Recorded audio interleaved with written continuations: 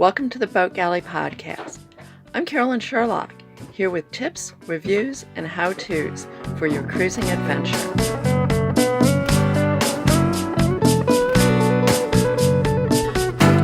The Boat Galley Podcast is sponsored by SeaTech Systems. SeaTech Systems offers cruiser-tested solutions for weather and communications, whether it's satellite, Wi-Fi, cell, or single sideband.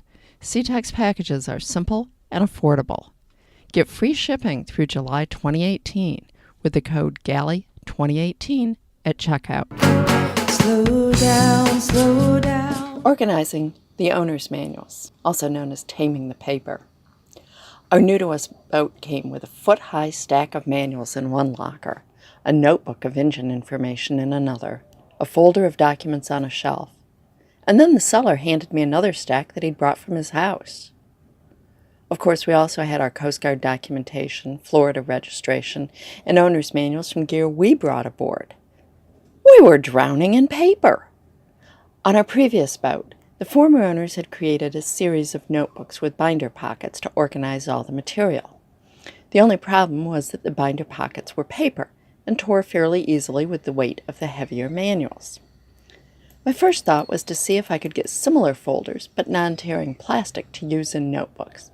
And while I could, I also started figuring that between the cost of the notebooks and the not exactly cheap folders, this was going to get expensive quickly.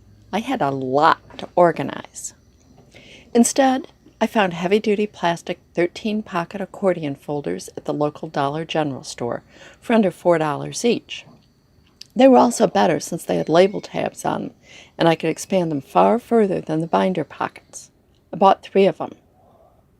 Note, I later found similar folders at an office supply store for $13 a piece, so it does pay to shop around. They were basically identical, but a $9 difference in price.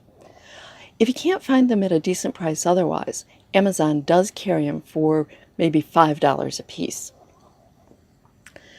I then started sorting the manuals into general piles: engine, galley, plumbing and toilet, and so on.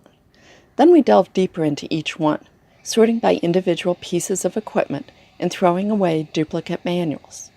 We had 7 identical fans on the boat, so there were 7 manuals. We really only needed 1.